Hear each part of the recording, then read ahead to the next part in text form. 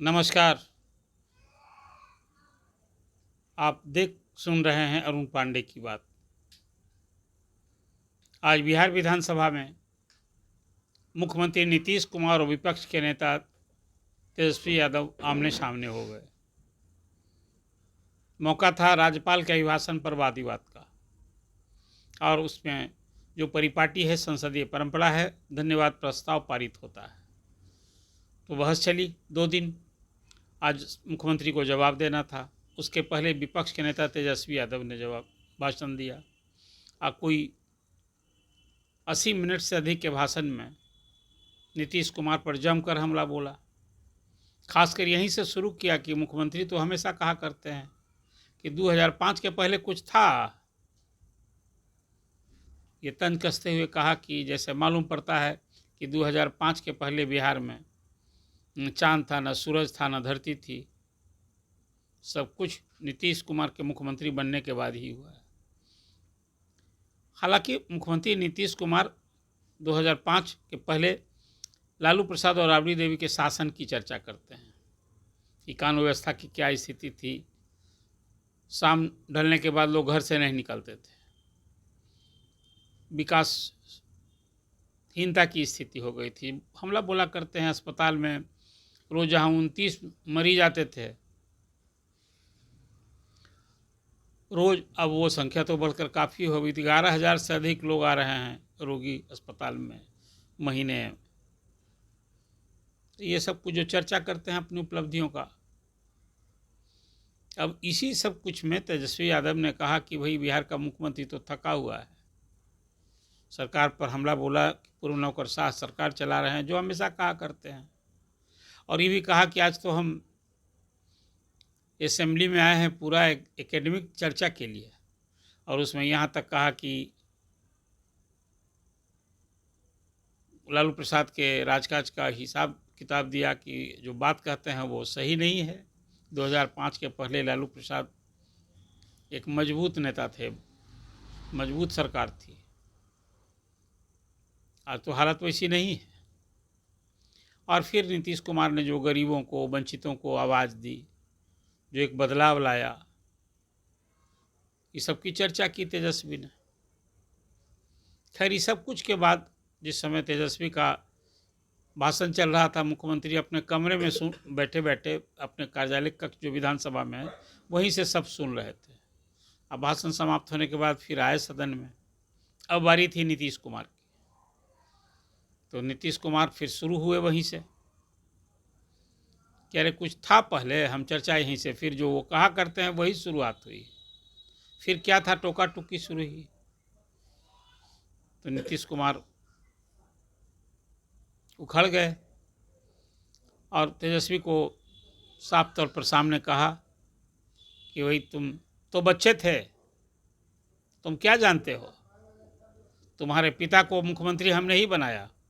तुम्हारी जाति के लोग कह रहे थे, मना कर रहे थे कि मत ऐसा कीजिए, फिर भी हमने ये किया। अब फिर उसी तरह से लालू प्रसाद के कार्यकाल में जो एक स्थिति थी उसकी चर्चा की, अपनी सरकार की उपलब्धियां गिनाई नीतीश कुमार ने। आपको याद होगा 1990 में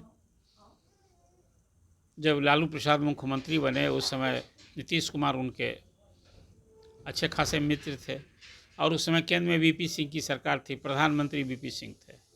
ये बात सही है कि वीपी सिंह नहीं चाहते थे लालू प्रसाद को, वो चंद्रशेखर चाहते थे।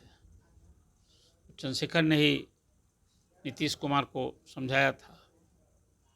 खैर, वो तो बात हुई, बात सही है कि इसके बाद स्थिति बिगड़ी। पहले तो दोनों एक दूसरे के पूरक ही थे। तो आज इस विधानसभा में दोनों आमने सामने थे।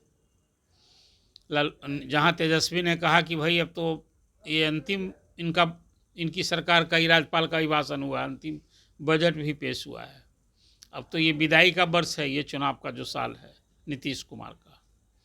और कहा कि अगली सरकार सबका सहयोग मांगा, और कहा कि जो अगली सरकार बनेगी तो हम सरकार नहीं बनाएंगे, हम बिहार बनाएंगे, बिहार को बदलने के लिए लोगों से समर्थन मांगा।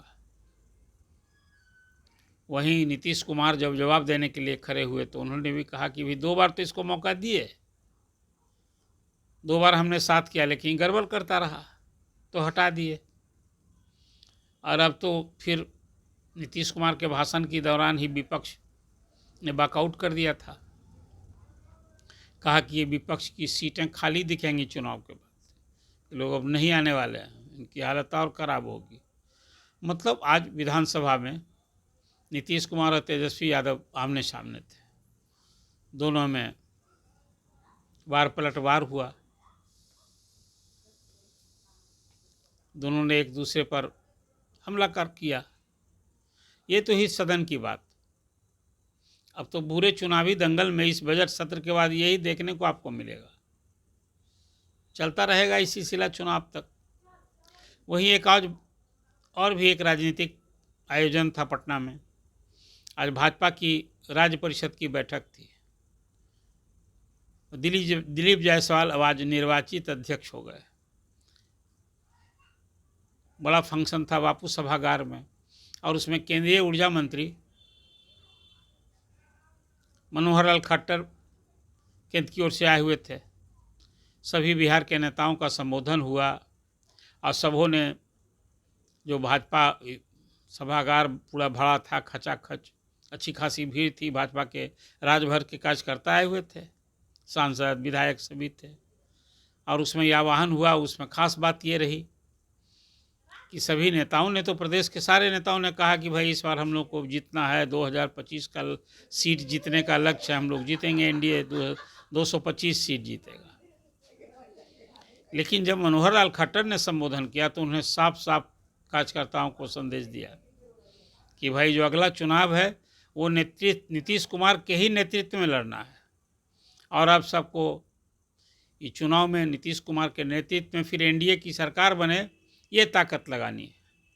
साफ तौर से आज एनडीए की ओर से नीतीश कुमार को भावी मुख्यमंत्री के रूप में पेश करते हुए चुनाव लड़ने का ऐलान किया है, भाजपा की ओर से कर दिया गया है। अब तक जो संशय था, ये बात हो रही थी कि खासकर मुख्यमंत्री नीतीश कुमार के बेटे निशांत ने ही बात कही थी कि एनडीए को सीएम का चेहरा के रूप में नीतीश कुमार को सामने लाकर चुनाव लड़ना चाहिए। अब तक लोग कह रहे हैं कि नीतीश कुमार के नेतृत्व में चुनाव लड़ा जाएगा, लेकिन चुनाव के बाद क्या होगा, तो अभी एक संशय था, उसको आज मनोहर लाल खट्टर ने साफ कर दिया। ये कहते हुए खासकर कार्यकर्ताओं को आह्वान किया कि आप सभी एनडीए की सरकार बिहार में फिर बने, नीतीश कुमार के नेतृत्व में, आप लोग को इसमें ताकत लगानी है। तो आज बीजेपी ने अपने खासकर कार्यकर्ताओं को स्पष्ट संदेश दे दिया है कि अब बिहार के मुख्यमंत्री एनडीए की ओर से नीतीश कुमार ही होंगे। अब आज से एक तरह से कहिए कि अब पूरा चुनाव का आगाज ही होगा, भाजपा की ओर से हो गया है। अब दिलीप जायसवाल, जो भाजपा का संविधान है उसमें 3 साल अध्यक्ष रहेंगे, और उन्हीं की अगुवाई में, उन्हीं भाजपा की कमान रहेगी, ये विधानसभा का चुनाव लड़ा जाएगा। सीमांचल से एक वो बड़ा चेहरा है, लंबे समय तक पार्टी के कोषाध्यक्ष रहे हैं और अभी विधान परिषद के भी सदस्य हैं। अभी हाल में उन्होंने भूमि सुधार मंत्री पद से इस्तीफा दिया, इसलिए कि बीजेपी में रीति नीति है एक पद और एक व्यक्ति एक पद का। तो आज ये 2 बड़ी खबरें थी। एक और जहां विधानसभा में नीतीश कुमार और तेजस्वी यादव के बीच कहा सुनी, सीधे टकराव, और वहीं सदन के बाहर मुख्यमंत्री के नेतृत्व में ही एनडीए की ओर से चुनाव लड़ने की घोषणा और फिर उन्हें मुख्यमंत्री के रूप में जिताने का भाजपा कार्यकर्ताओं का आह्वान। ये 2 बातें आज राजधानी पटना में खास रूप से थी। एक हल्की चर्चा कर दें कि आज विधानसभा में शिक्षा मंत्री सुनील कुमार ने कहा है कि जो शिक्षकों का ऐच्छिक ट्रांसफ़र होना है, मनचाहा ट्रांसफ़र होना है, जिसके लिए सबों से 10-10 ऑप्शन मांगे गए हैं, 2 महीने के अंदर सबकी मनचाही पोस्टिंग हो जाएगी।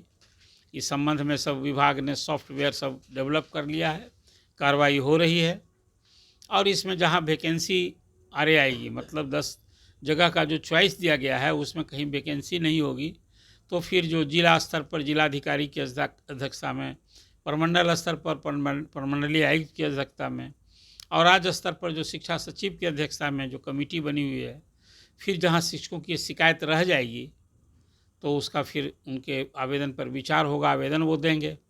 लेकिन टीचर्स के ट्रांसफ़र पोस्टिंग के लिए अब 2 माह तो और वेट करना ही होगा। आज शिक्षा मंत्री ने विधानसभा में क्वेश्चन आवर में ये बात साफ तौर पर कह दी है।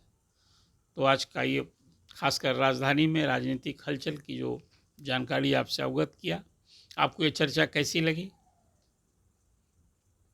आप कमेंट कीजिए, अपना सुझाव दीजिए और अरुण पांडे की बात को सब्सक्राइब कीजिए। धन्यवाद।